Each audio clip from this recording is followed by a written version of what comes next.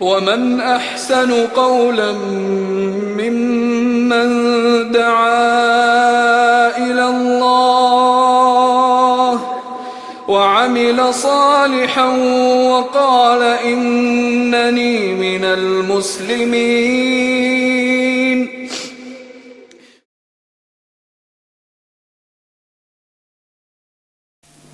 بسم الله الرحمن الرحيم.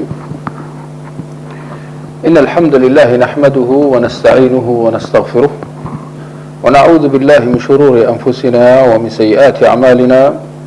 من يهده الله فلا مضل له ومن يضلل فلا هادي له وأشهد أن لا إله إلا الله وحده لا شريك له وأشهد أن محمدا عبده ورسوله. أما بعد.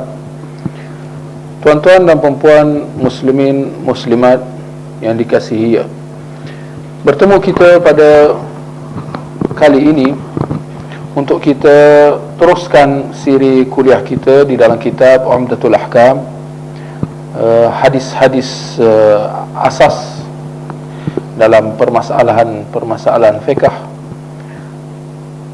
karangan Al-Hafidh Al-Maqdisi rahimahullah. Dan untuk makluman semua, pada malam ini kita akan teruskan dengan hadis-hadis yang masih lagi belum kita bacakan di dalam kitab berkenaan tentang zakat. Jadi boleh kita sama-sama buka kitab terjemahan Umdatul Ahkam ni, dan kita buka halaman 125. Sama-sama kita lihat hadis 179. Baik. An Abi Hurairah radhiyallahu anhu anna Rasulullah sallallahu alaihi wasallam qala al-ajma'u jubar wal bi'ru jubar wal ma'dinu jubar wa fi ar-rikaz al-khumus. Abu Hurairah radhiyallahu anhu menuturkan bahawa Rasulullah sallallahu alaihi wasallam bersabda, binatang ternak yang dilepas itu tidak ada tanggungannya, perigi juga tidak ada tanggungannya. Begitu pula dengan lombong atau kuari, tidak ada tanggungannya. Harta karun itu dikenakan 1/5. Hadis riwayat Bukhari Muslim. Kita ada membuat pembetulan tadi dalam terjemahan yang kita bacakan tadi. Hadis yang ke-180. An Abi Hurairah radhiyallahu anhu qala ba'atha Rasulullah sallallahu alaihi wasallam Umar ala sadaqah faqil man'a ibnu Jamil wa Khalid bin Walid wal Abbas ammun Nabi sallallahu alaihi wasallam. فقال رسول الله صلى الله عليه وسلم ما ينقم ابن جميل إلا أن كان فقيرا فأغناه الله تعالى وأما خالد فإنكم تظلمون خالدا فقد احتبس أذراعه وأعتاده في سبيل الله وأما العباس فهي علي ومثلها ثم قال يا عمر أما شعرت أن عم الرجل صنو أبيه. Abu Hurairah radhiyallahu anhu menuturkan bahawa Rasulullah sallallahu alaihi wasallam mengutus Umar untuk memungut zakat. Ada yang mengatakan bahawa Ibnu Jamil, Khalid bin Al-Walid dan Al-Abbas, paman Rasulullah, menolak untuk membayar zakat.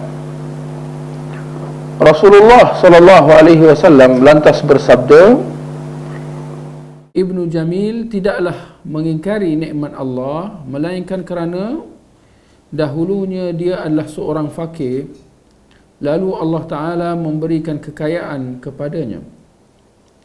Sedangkan Khalid, sesungguhnya kalian telah berbuat zalim kepadanya, kerana dia telah mewakafkan baju besi dan peralatan perangnya untuk berjihad. sedangkan Al-Abbas, maka zakatnya dan yang semisalnya menjadi tanggunganku. Nabi kemudian bersabda, wahai Umar, apakah kau tidak tahu bahawa pakcik seseorang itu serupa dengan bapanya? Hadis riwayat Bukhari, Muslim. Hadis yang terakhir di dalam kitab ini, di dalam bab ini, hadis 181,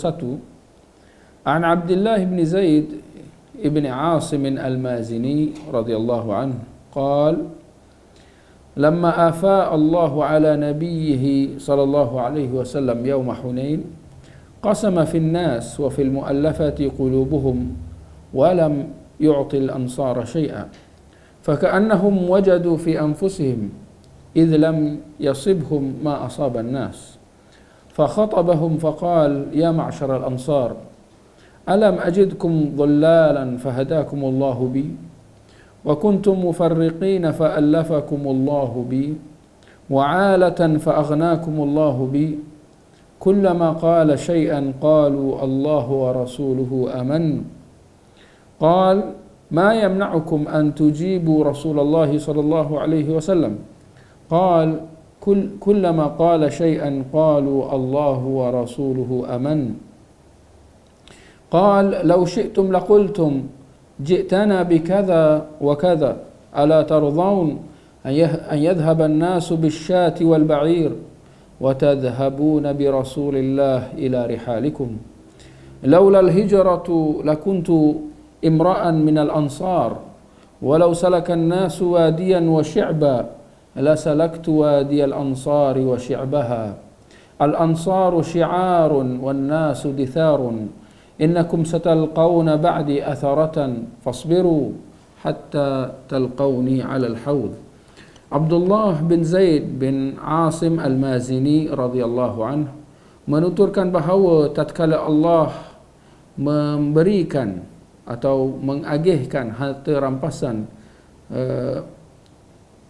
atau tatkala Allah memberikan harta rampasan kepada Nabi SAW pada perang Hunain, maka baginda membahagikannya kepada orang ramai dan para muallaf atau orang-orang muallaf. Baginda tidak memberi orang-orang Ansar bahagian sedikit pun. Oleh kerana itu dalam hati mereka merasa kesal kerana mereka tidak mendapatkan yakni harta rampasan seperti kebanyakan orang. Nabi lantas berpidato atau lantas memberikan ucapannya kepada mereka. Baginda bersabda, wahai orang-orang Ansar, bukankah aku mendapati kalian dalam keadaan sesat, lalu Allah memberikan petunjuk kepada kalian lantaran aku? Dahulu kalian berpecah belah, lalu Allah menyatukan hati-hati kalian lantaran aku. Kalian dahulu adalah orang-orang yang fakir, lalu Allah membuatmu kaya lantaran aku. Setiap kali Rasulullah mengucapkan sesuatu, orang-orang Ansar mengucapkan Allah dan Rasulnya, kurnianya lebih melimpah. Nabi lantas bersabda, apa yang menghalangi kalian untuk memenuhi seruan Rasulullah sallallahu alaihi wasallam? Abu Hurairah mengatakan bahawa setiap kali Nabi mengucapkan sesuatu, maka mereka mengatakan Allah dan Rasulnya kurnianya lebih melimpah. Nabi bersabda, jika kalian mahu, niscaya kalian akan mengatakan, engkau datang kepada kami dalam keadaan demikian dan demikian. Tidakkah kalian redha jika kebanyakan orang itu pergi dengan membawa kambing dan unta, sedangkan kalian pergi dengan membawa Rasulullah sallallahu alaihi wasallam ke rumah-rumah kalian? Kalau tidak ada hijrah, niscaya aku akan menjadi seorang Ansar. Jika orang-orang melewati suatu lembah dan jalan, niscaya aku akan melewati lembah dan jalan yang dilalui orang-orang Ansar. Orang-orang Ansar adalah pakaian yang melekat di badan, sedangkan kebanyakan orang itu adalah pakaian luar. Sesungguhnya sesudahku, kalian akan menemukan suatu keadaan di mana orang-orang lebih mendahulukan urusan dunia daripada kalian. Oleh kerana itu, bersabarlah hingga kalian berjumpa denganku di Al-Haud, yakni telaga baginda di syurga. Hadis riwayat Bukhari dan Muslim. Baik, tuan-tuan dan puan-puan, demikianlah ya 3 hadis yang terakhir di dalam bab berkenaan tentang zakat, ya. Kita lihat hadis 179 yang kita baca tadi, ya. Hadis ini dia adalah berkenaan tentang membayar ganti rugi, ya. Di dalam hadis ini Nabi SAW menjelaskan tentang perkara-perkara yang jika berlaku kemalangan, ya, tuannya tidak akan bertanggungjawab, ya, selama mana, ya, si tuan itu tidak cuai atau sengaja, ya, dalam menyebabkan kemalangan tersebut. Maka Nabi mengatakan binatang ternak yang dilepas itu tidak ada tanggungannya. Maknanya tuan binatang ternakan itu tidak akan bertanggungjawab atas apa juga yang dilakukan oleh haiwannya, ya, daripada sudut kemudaratan ke atas harta benda orang lain, ya. Contohnya kambing, ya, kambing tuan tu dilepaskan, lalu kambing itu merosakkan tanaman orang misalnya, atau dia mengganggu orang, ya, mencederakan orang, ya. Si tuan kambing itu tidak akan dipertanggungjawabkan, ya, selagi mana si tuan itu tidak cuai, atau selagi mana dia tidak bertanggungjawab secara terus dalam menyebabkan kerosakan, ya, atau kemalangan itu, ya. Begitu juga perigi juga tidak ada tanggungannya. Maknanya pemilik perigi itu, ya, jika berlaku kemalangan di perigi itu, ya, si tuan perigi, pemilik perigi itu tidak akan dipertanggungjawabkan, ya, selagi mana dia tidak bukan si pemilik perigi itu yang menyebabkan kemalangan tersebut berlaku di perigi itu, ya. Contohnya ada orang lalu perigi, lalu dia jatuh dalam perigi misalnya, ya, atau ada orang yang turun dalam perigi itu lalu dia cedera atau kemalangan.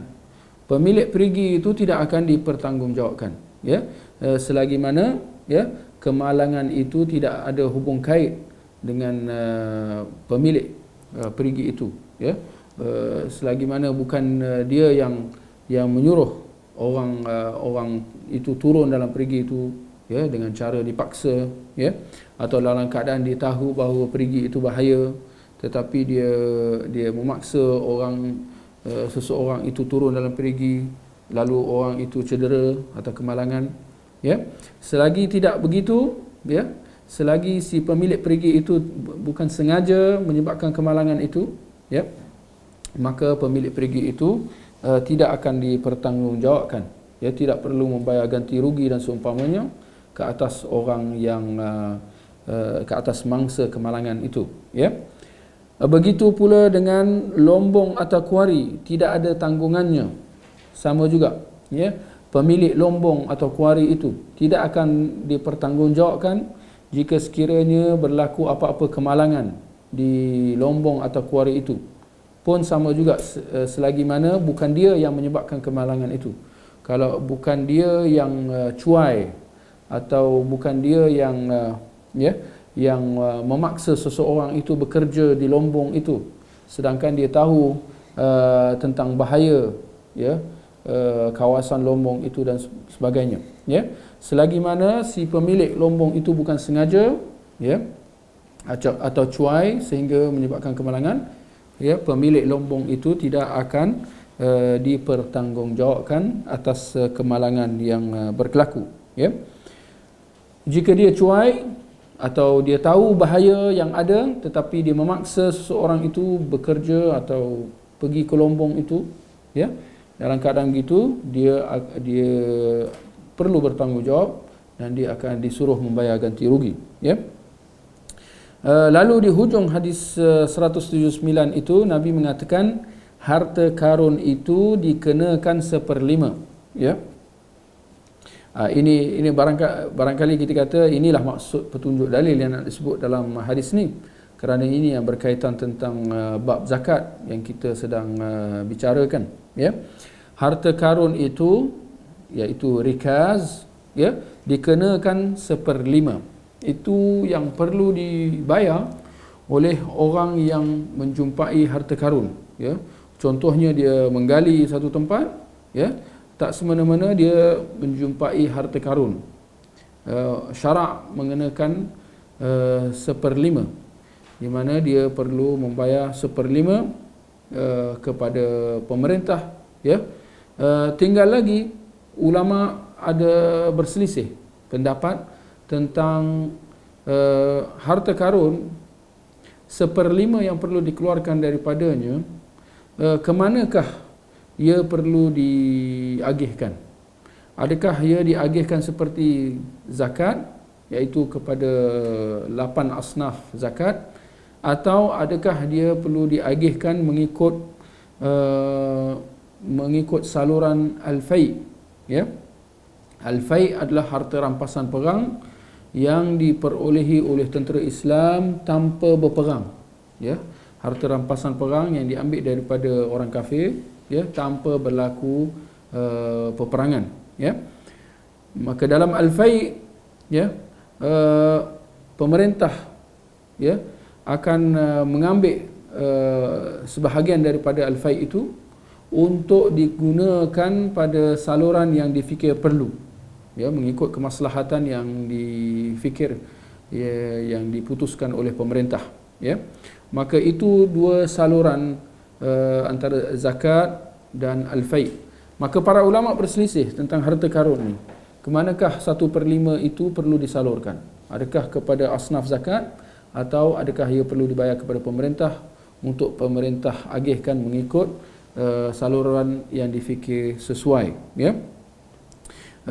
Syekh Al-Albani rahimahullah, ya, beliau memilih pendapat bahawa harta karun perlu disalurkan mengikut saluran al-fai', yakni 1/5 itu diberikan kepada pemerintah untuk pemerintah putuskan, ya.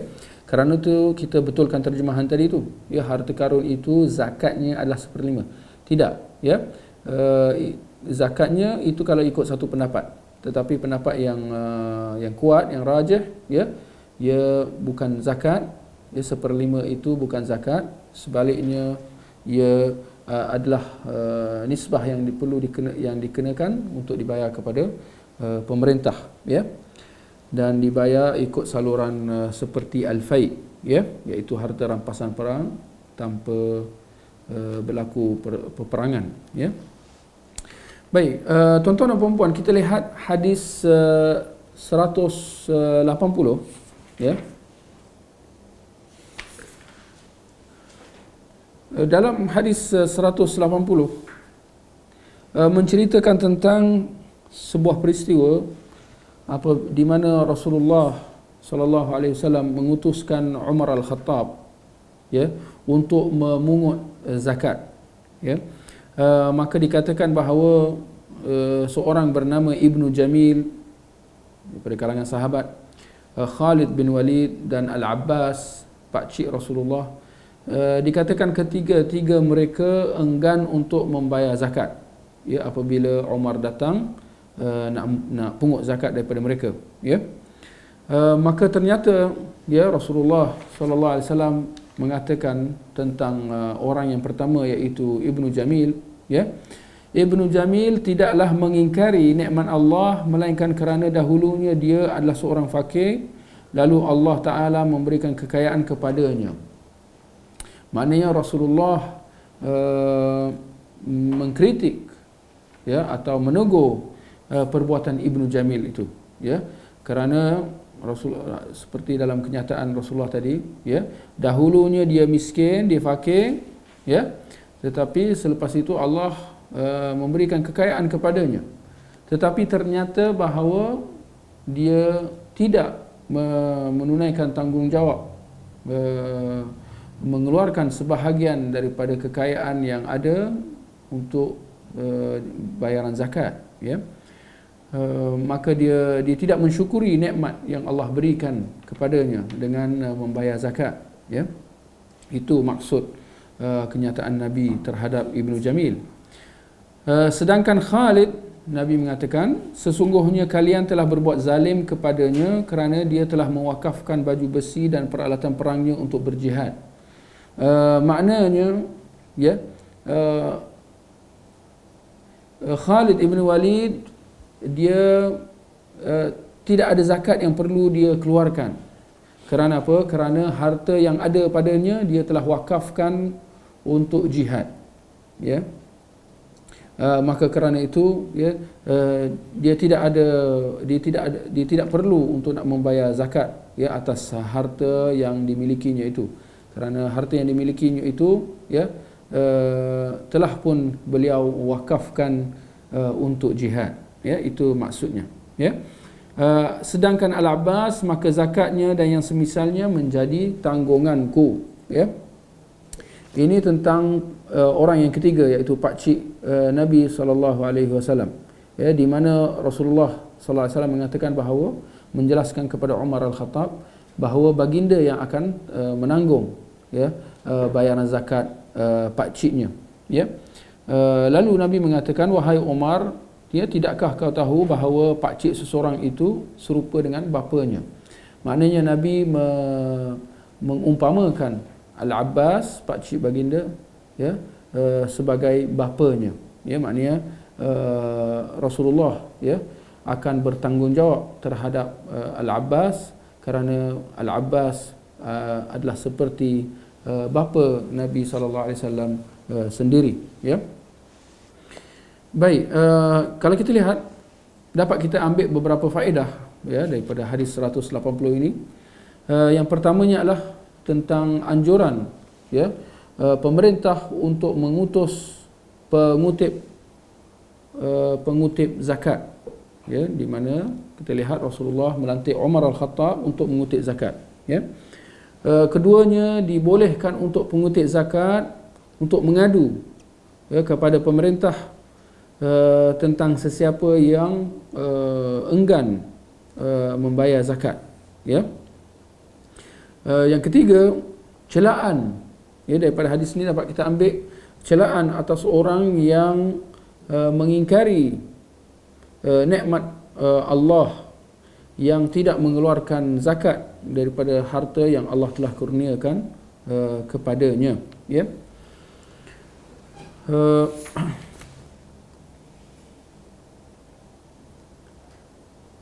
Berkenaan tentang keuzuran yang Rasulullah sallallahu alaihi wasallam berikan kepada Al-Abbas, kepada pakciknya, ya. Sebahagian ulama mengatakan bahawa, ya, daripada hadis ini boleh kita ambil, boleh kita fahami bahawa boleh untuk orang lain menanggung bayaran zakat bagi seseorang, ya.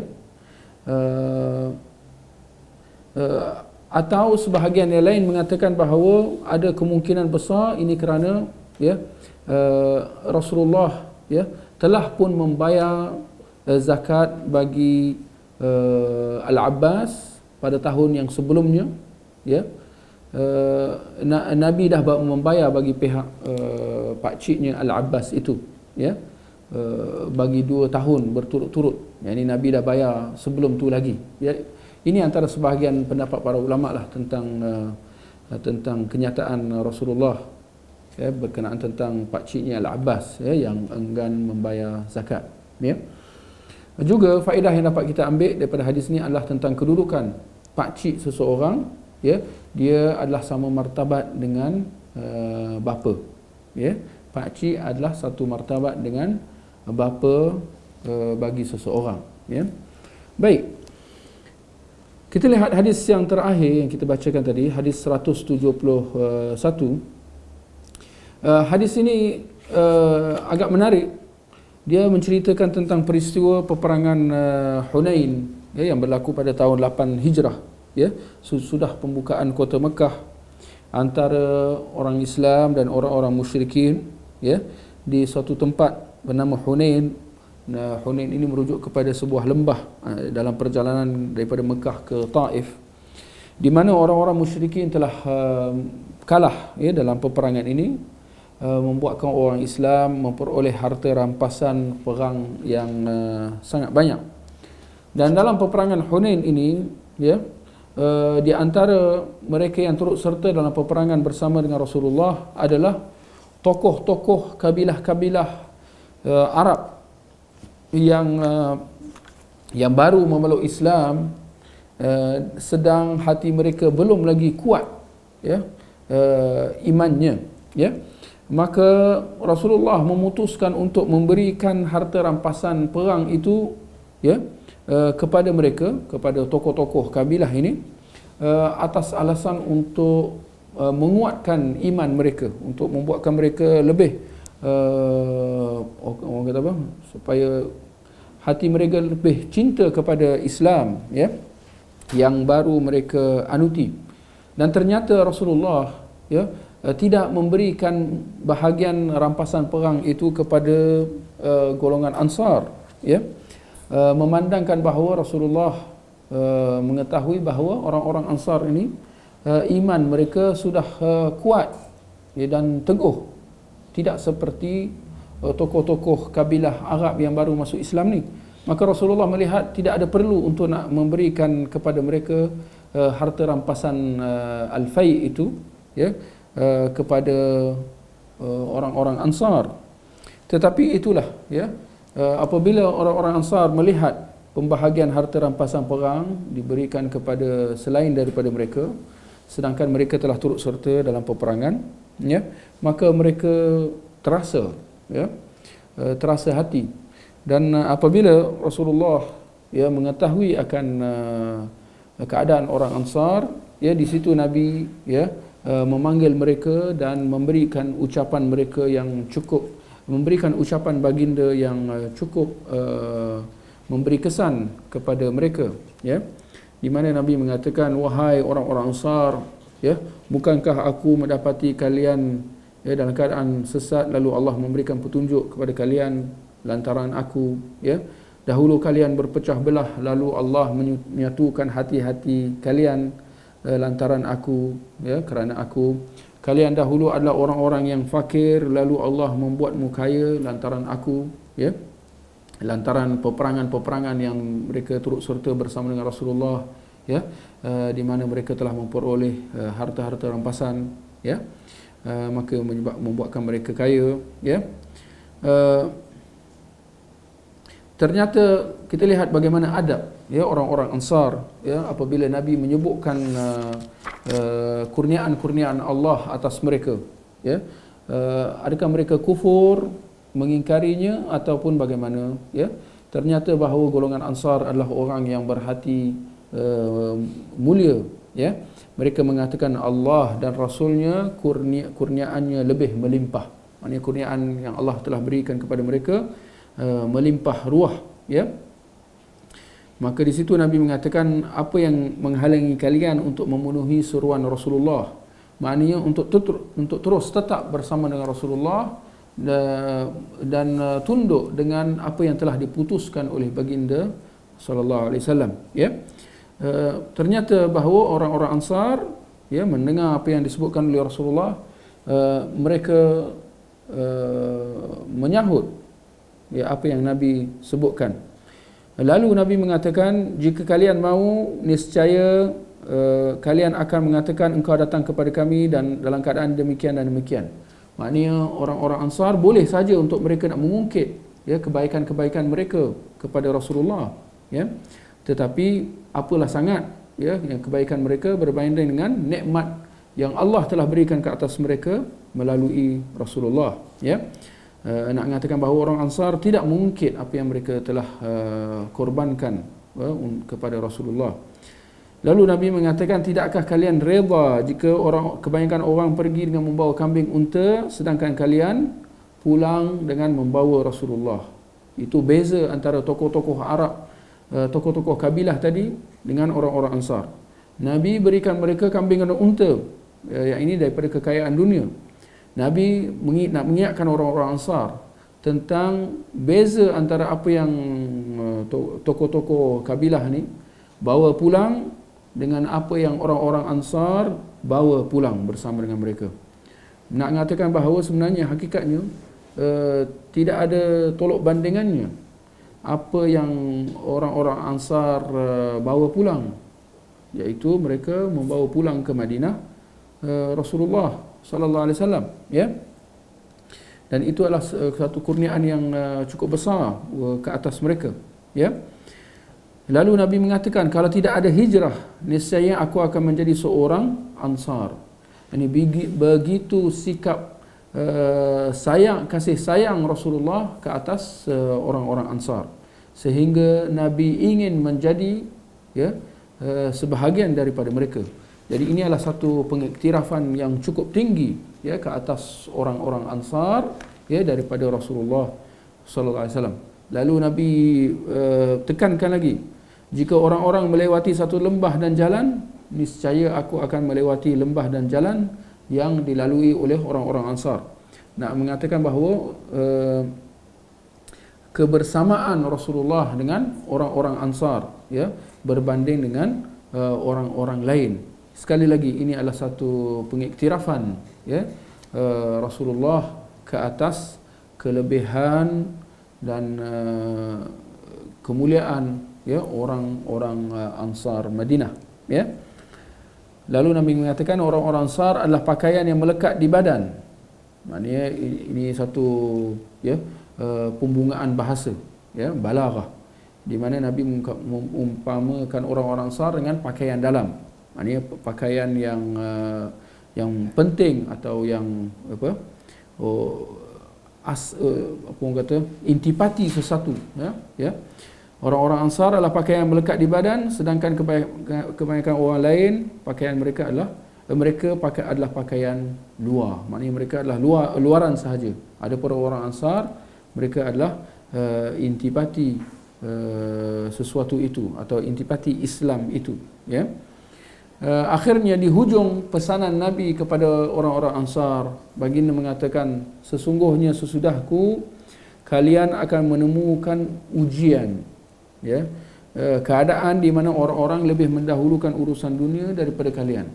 Maknanya Nabi dah memberikan isyarat kepada orang-orang Ansar, kepada para sahabat baginda, bahawa di masa akan datang mereka akan berdepan dengan ujian, di mana mereka akan dizalimi, ya, oleh pemerintah-pemerintah yang datang kemudian, ya. Tapi itulah, kita lihat apa pesanan Nabi, ya. Oleh kerana itu bersabarlah, ya. Itu pesanan Nabi kepada para Ansar, ya, tatkala mereka berdepan dengan ujian, di mana mereka tatkala mereka berdepan dengan kezaliman yang berlaku ke atas mereka. Nabi berpesan kepada mereka supaya mereka bersabar hinggalah mereka berjumpa dengan Rasulullah di akhirat, ya. Ini bersabar sehinggalah mati, ya, sampai begitu sekali. Nak mengatakan bahawa sabar ini tidak ada tempohnya, ya. Sabar ini adalah untuk tempoh yang berterusan. Ya, tidak ada erti untuk kita sabar sementara je. Ya, kalau seorang tu sabar, lepas tu dia berhenti sabar, maknanya dia sebenarnya dia gagal dalam bersabar, ya. Baik, tuan-tuan dan puan-puan, kalau kita lihat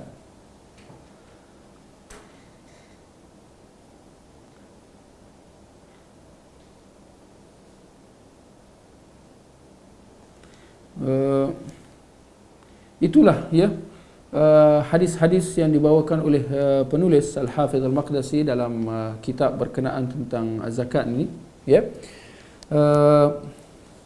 Sebelum kita mengakhiri, ya, perbincangan kita tentang perkara zakat ini, ya, ada baiknya untuk kita sebutkan beberapa permasalahan yang berkaitan, ya. Semoga ada manfaatnya. Yang pertamanya adalah berkenaan tentang pembahagian zakat. Apabila kita nak membahagikan zakat, ya, tak kiralah apa zakatnya, ya, zakat emas, perak atau tanaman ataupun haiwan ternakan, adakah dalam pembahagian zakat perlu diberikan kepada seluruh 8 asnaf zakat, atau adakah cukup untuk diberikan kepada sebahagian atau satu sahaja daripada asnaf zakat itu, atau bagaimana, ya? Jawapannya, ya, terpulang kepada pemberi zakat itu. Kalau dia nak bagi kepada satu golongan saja, contoh dia nak bagi kepada orang miskin saja, boleh saja.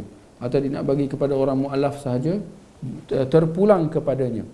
Ada pun ayat berkenaan tentang yang menyebutkan tentang 8 asnaf zakat tu, ya, penerima zakat dalam surah Taubah ayat 60.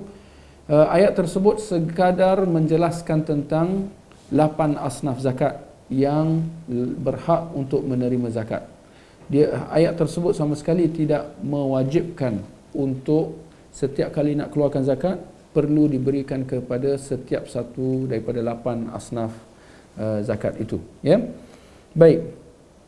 Adakah zakat boleh diberikan kepada orang kafir?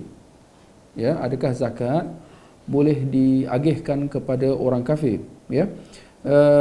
Imam Ibn Qudamah dalam kitabnya Al-Mughni, dia mengatakan bahawa, ya, tidak diketahui ada perselisihan, ya, tidak diketahui bahawa para ulama berselisih dalam masalah tentang zakat, pembahagian zakat, ya, tidak boleh diberi kepada orang kafir atau hamba, ya. Para ulama tidak berselisih dalam hal ini bahawa zakat tidak boleh diberi kepada orang kafir dan hamba, ya. Ini tentang masalah hamba lah, kerana hamba apa juga yang dimilikinya itu adalah untuk tuannya, ya. Walau apapun itulah, bahawa para ulama telah bersepakat dalam mengatakan bahawa zakat tidak boleh diserahkan kepada orang kafir. Cuma yang dikecualikan adalah golongan mu'allaf, ya. Mu'allaf ni kita ada sebut dalam kuliah sebelum ni bahawa dia merangkumi orang yang baru memeluk Islam atau yang tertarik dengan Islam.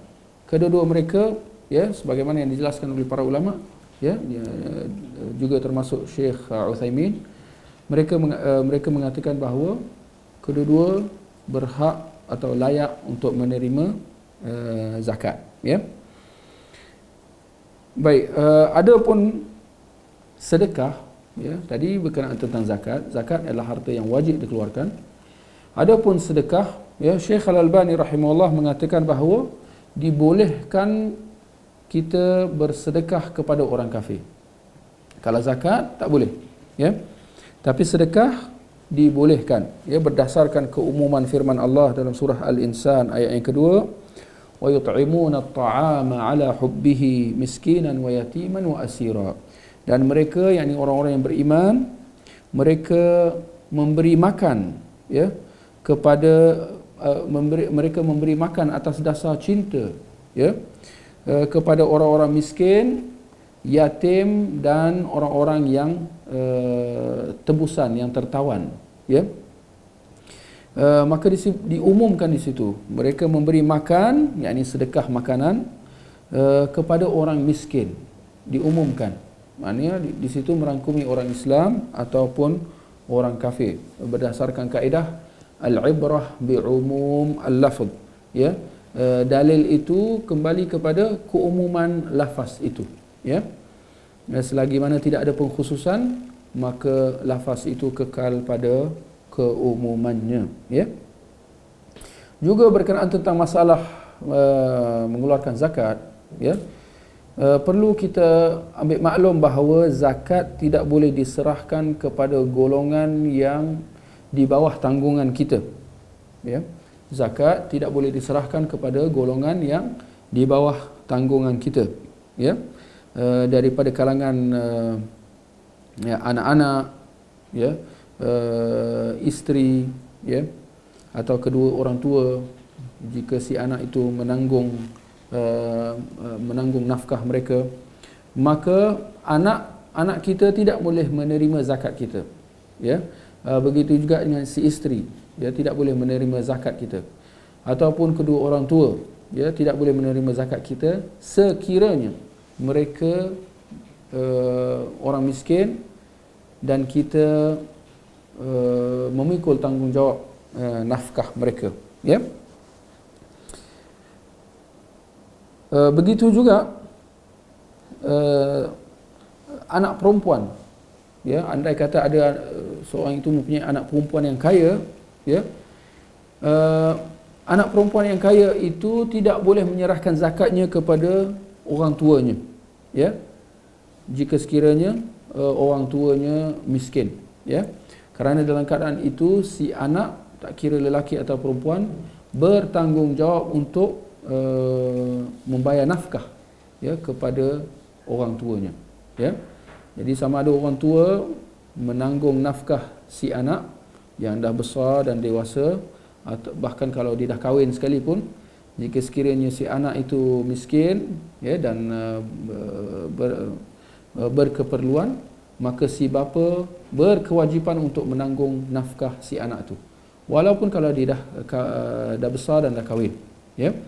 Begitu juga dengan si anak, ya, berkewajipan untuk menanggung nafkah kedua orang tuanya jika sekiranya mereka miskin, ya. Baik, Syekh Al-Albani rahimahullah mengatakan bahawa tetapi kalau sekiranya dalam keadaan orang tua dan anak-anak hidup berasingan, di mana masing-masing tidak menanggung nafkah pihak yang satu lagi, ya, mereka hidup berasingan masing-masing dengan nafkah masing-masing, ya. Kalau begitu, Syekh Al-Albani rahimahullah kata boleh bagi salah satu pihak membayar zakatnya kepada pihak yang lain, iaitu sama ada kedua orang tua, ya, salah seorang daripada orang tua membayar nafkah atau membayar zakat kepada si anak, atau si anak membayar zakat kepada kedua orang tuanya. Syaratnya adalah kalau sekiranya mereka hidup berasingan dan mereka tidak menanggung nafkah pihak yang satu lagi, ya, sama ada bapa menanggung nafkah si anak atau anak tidak menanggung nafkah orang tua. Kalau dia tidak menanggung nafkahnya, maka boleh diserahkan zakat kepadanya, ya. Tetapi kalau dia menanggung nafkah, maka tidak boleh diserahkan zakat kepadanya, ya. Begitu juga, ya, si suami tidak boleh membayar zakatnya kepada isterinya kerana isteri adalah di bawah tanggungjawab nafkah, ya, si suami, ya. Maka orang yang menerima nafkah kita tidak boleh menerima zakat, ya. Di sini ada persoalan, ya, yang mana yang lebih afdal? Adakah lebih afdal untuk kita membayar zakat kepada orang, kepada saudara yang dekat, atau kepada orang yang jauh yang sangat memerlukan, ya? Imam Ibn Taymiyah mengatakan bahawa jika orang yang jauh lebih memerlukan zakat daripada orang yang dekat, ya, maka diserahkan zakat kepada orang jauh, ya, dan jangan didahulukan orang yang dekat semata-mata kerana dia dekat, ya. Tetapi dalam masa yang sama perlu diingat bahawa, ya, menjaga orang yang dekat, mengutamakan orang yang dekat, ya, maknanya saudara mara kita yang dekat atau adik-beradik kita yang dekat yang bukan di bawah nafkah kita, ya, mengutamakan mereka dalam kita memberi zakat, ya, adalah lebih afdal, ya, berbanding dengan menyerahkan zakat kita kepada orang yang jauh, orang yang tidak ada talian persaudaraan dengan kita, ya. Mengutamakan orang yang ada talian persaudaraan, ya, lebih afdal, ya, berbanding dengan orang yang jauh, ya. Di sini ada persoalan, bolehkah diserahkan zakat kepada orang yang melakukan maksiat, Ya. Bolehkah kita memberi zakat ya kepada orang yang melakukan maksiat? Syekh Al-Albani rahimahullah melihat bahawa hanya dalam keadaan tidak ada orang yang baik, maka kita boleh kita berikan zakat kita kepada orang yang buat maksiat. Ya. Dengan erti kata lain, hendaklah didahulukan orang-orang yang baik-baik, orang-orang yang saleh ya dalam kita nak beri zakat. Ya, berbanding dengan orang-orang yang melakukan maksiat. Ya. Selagi mana zakat yang kita berikan kepadanya tidak akan digunakan dalam maksiatnya. Ya. Kalau kita yakin atau kita mempunyai sangkaan kuat bahawa zakat yang kita bayar kepadanya akan dia gunakan untuk maksiat, contohnya berjudi dan seumpamanya, maka kita tidak boleh bersekongkol dalam perbuatan maksiatnya. Ya.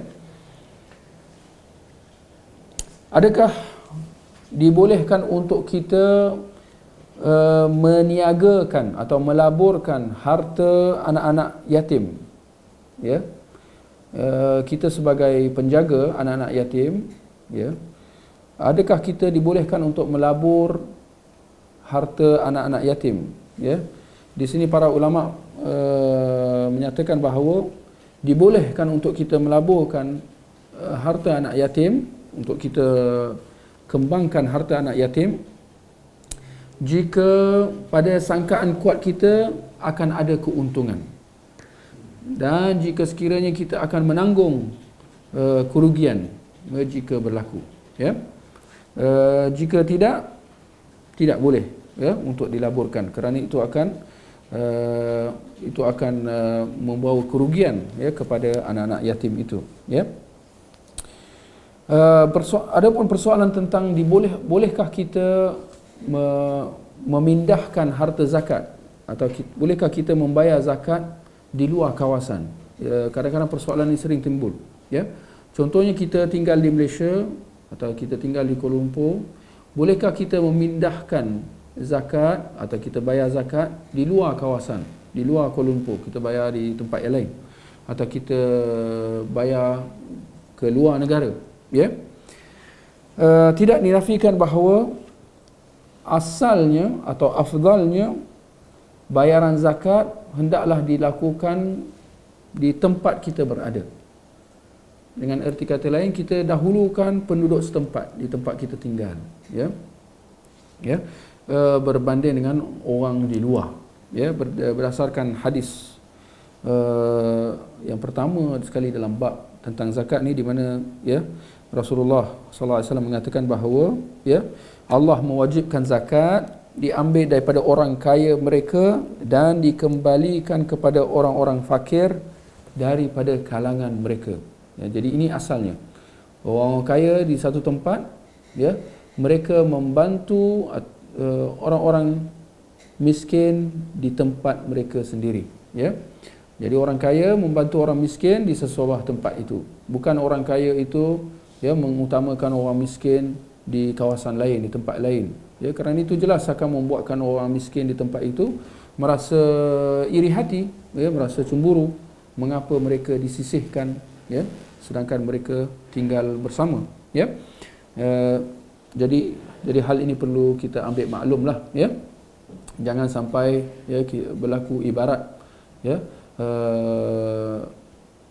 barangkali ini permisalan ini tidak sesuai, tapi sekadar untuk renungan lah. Jangan sampai kera di hutan disusukan, ya, anak di rumah ditinggalkan. Begitulah lebih kurang. Ya. Baik. Adakah bayaran cukai yang dikenakan oleh pemerintah ke atas kita membuatkan kita dikecualikan daripada membayar zakat? Ya. Andai kata bahawa kita kena bayar compound misalnya, kita kena denda, kita dikenakan denda oleh pemerintah, atau kita diwajibkan membayar cukai, ya, atas sebab-sebab yang tertentu. Adakah ini akan membuatkan kita dikecualikan daripada zakat? Ya, pada tahun itu misalnya? Jawapannya tidak. Ya, kerana kedua-duanya adalah mempunyai salurannya yang berbeza daripada sudut bayaran zakat itu. Kalau zakat dia hanya untuk 8 asnaf. Adapun cukai dia saluran dia berbeza dengan saluran cukai. Maka bayaran cukai tidak akan mengambil tempat bayaran zakat. Dengan erti kata lain, zakat tetap perlu ditunaikan, ya. Barang siapa yang membayar zakat kepada pihak yang tertentu atas sangkaan bahawa dia layak untuk menerima zakat, tetapi ternyata bahawa pihak tersebut tidak layak, bagaimana dengan bayaran zakatnya itu, ya? Syekh Al-Albani rahimahullah mengatakan bahawa ya, kembali kepada niat si pembayar itu. Jika dia mempunyai sangkaan kuat bahawa pihak itu berhak menerima, tetapi ternyata bahawa sangkaannya salah, maka dia tidak akan dipertanggungjawabkan atas itu, ya. Dengan erti kata lain, ya, zakatnya tertunai, ya, tanggungjawabnya terangkat atau kewajipan zakatnya itu terangkat, ya, maknanya diterima, ya, oleh Allah Subhanahu wa taala, ya. Di sini persoalan, apakah dalam kita nak membayar zakat atau adakah mana yang lebih afdal? Kita menzahirkan bayaran zakat kita atau kita sembunyikan, ya? Kalau kita lihat ada nas dalam masalah pembayaran zakat ni, ada dua seolah-olah ada pertumbungan. Ada nas yang menganjurkan kita, seolah-olah menganjurkan kita menzahirkan bayaran zakat itu, dan ada nas yang menunjukkan sebaliknya, ya. Jawapannya kita kata, ya, dibolehkan untuk kita menzahirkan bayaran zakat kita, ya, atau sedekah yang kita berikan, ya, selagi mana bukan atas dasar riya, nak menunjuk-nunjuk, tetapi tidak dinafikan bahawa kalau secara sembunyi itu lebih afdal, ya. Kalau kita bayar zakat atau sedekah kita secara sembunyi itu lebih afdal, ya. Berdasarkan hadis dalam Bukhari Muslim tentang 7 golongan yang akan bernaung di bawah bayang-bayang Allah di hari akhirat kelak, ya. Antara 7 golongan itu adalah seorang yang bersedekah dengan tangan kanannya dalam keadaan sembunyi, ya, sehingga tangan kirinya tidak mengetahui apa yang disedekahkan oleh tangan kanannya. Sampai begitu sekali dia menyembunyikan sedekahnya. Maka ini yang lebih afdal, ya. Baik, saya kira cukup sekadar itu untuk kuliah pada kali ini. Jika sekiranya ada persoalan, bolehlah diajukan, ya.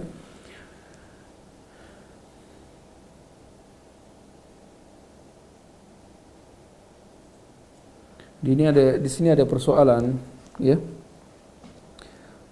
Ustaz, sekarang ini tengah hangat isu berkenaan haramnya GST. Adakah hukum haram cukai itu hanya pada GST atau bagaimana fatwa Majlis Ulama Kebangsaan yang mengharuskannya? Di sini saya kira bahawa, ya, kembali kepada apa yang diputuskan oleh Majlis Fatwa Kebangsaan, ya, kerana mereka lebih tahu dalam masalah tentang negara ini, ya, sama ada keperluan ataupun tidak, ya, sama ada darurat atau tidak untuk dibayar cukai yang diistilahkan sebagai GST. Maka di sini saya sarankan bahawa, ya, hendaklah kita serahkan urusan tanggungjawab, ya, sama ada harus ataupun tidak, ya, bayaran cukai GST itu kepada pihak yang bertanggungjawab, ya. Maka jika sekiranya sudah ada fatwa daripada Majlis Fatwa Kebangsaan tentang hukum cukai GST itu, maka kita kata, ya, itu adalah tanggungjawab yang mereka akan pikul, ya. Tinggal sahaja mereka yang akan bertanggungjawab di hadapan Allah di hari akhirat kelak.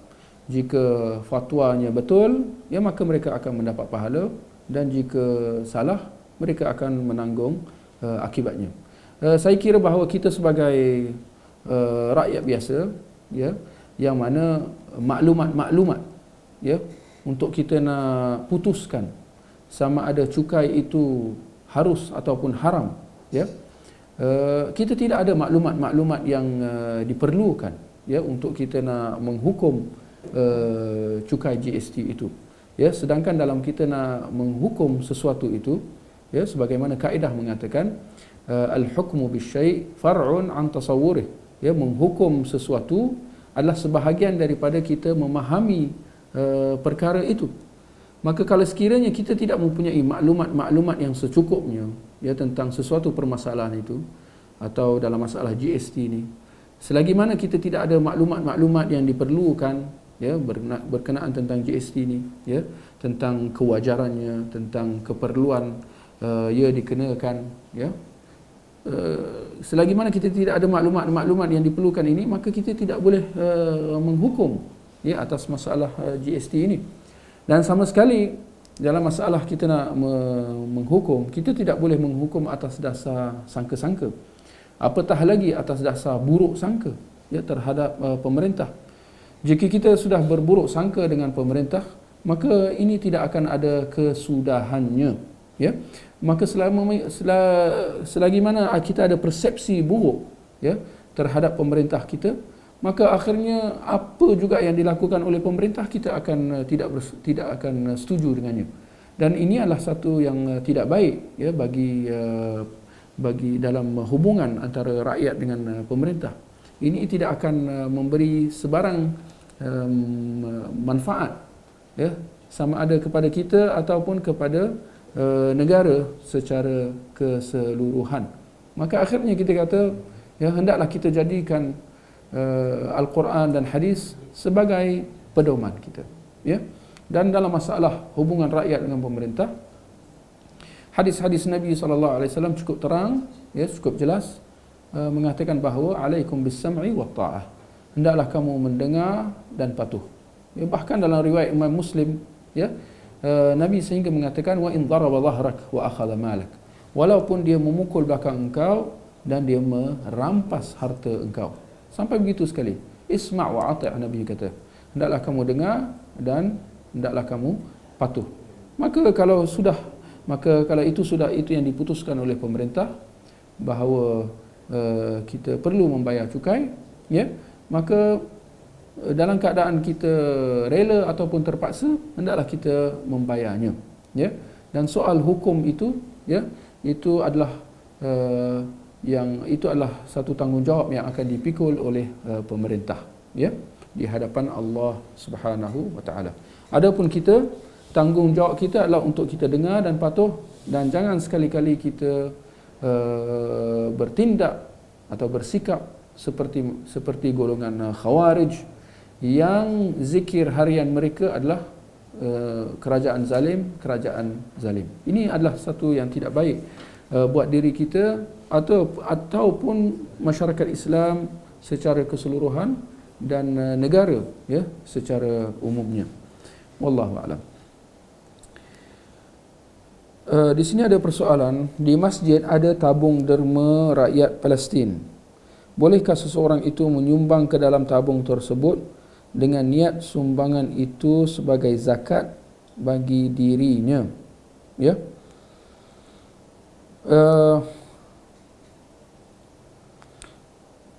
Andaikan bahawa di masjid di tempat kita tinggal ada tabung untuk rakyat Palestin, ya, bolehkah kita sumbangkan zakat kita dalam tabung tersebut, ya?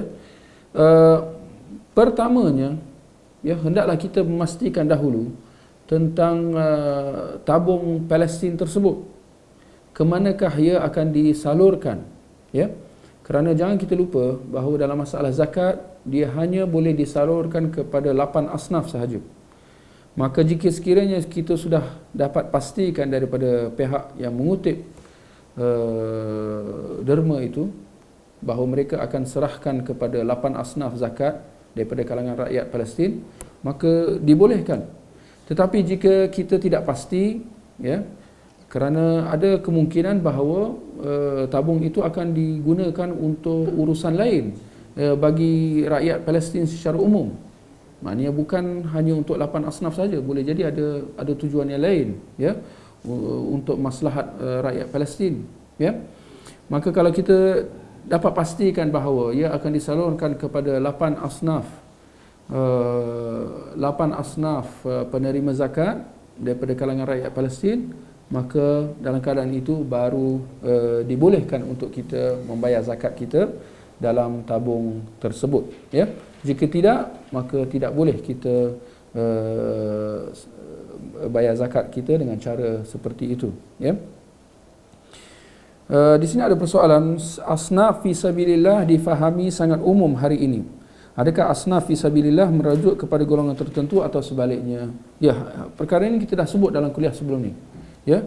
Ada pandangan yang melihat bahawa asnaf fi sabilillah ni umum. Apa juga saluran yang digunakan untuk kemaslahatan umat pada jalan Allah, contohnya untuk bina masjid, untuk bina sekolah, ya, dibolehkan, ya, untuk disalurkan zakat pada saluran-saluran ini, ya, untuk nak bina masjid dan seumpamanya, ya. Tetapi hakikatnya pandangan ini adalah salah, ya, kerana asnaf fi sabilillah ia merujuk kepada perang semata-mata. Fi sabilillah maknanya perang jihad fi sabilillah, ya. Maka untuk saluran asnaf fi sabilillah, ya, dia membawa erti untuk tujuan jihad. Maka disalurkan zakat kita untuk memberi kelengkapan perang, untuk membeli senjata, untuk menanggung kos tentera yang nak berjihad fi sabilillah, itu baru boleh, ya. Maka selain daripada tujuan itu, ya, tidak boleh untuk kita salurkan atas dasar fi sabilillah. Maka fi sabilillah maksudnya adalah khusus, bukan umum seperti mana yang difahami oleh sebahagian orang. Kerana kalau sudah difahami dengan cara umum, maka apa gunanya ditetapkan 8 asnaf zakat itu, ya. Kalau kita sudah memaksudkan, kita dah merangkumkan secara umum, ya, nak bina masjid, nak bina sekolah, ya, nak beri kepada pendakwah, nak mencetak buku agama misalnya, nak mencetak Al-Quran, itu sudah kita dah mengumumkan, ya, 8 asnaf zakat itu, ya. Sedangkan Allah telah mengkhususkan bahawa zakat ini hanya untuk 8 asnaf dan 8 asnaf sahaja, ya. Baik, saya kira cukup sekadar itu untuk kita pada kali ini, ya. Kita akhiri dengan tasbih kafarah, ya. Subhanakallahumma wa bihamdik, asyhadu an la ilaha illa ant, astaghfiruka wa atubu ilaik. Wassalamualaikum warahmatullahi wabarakatuh.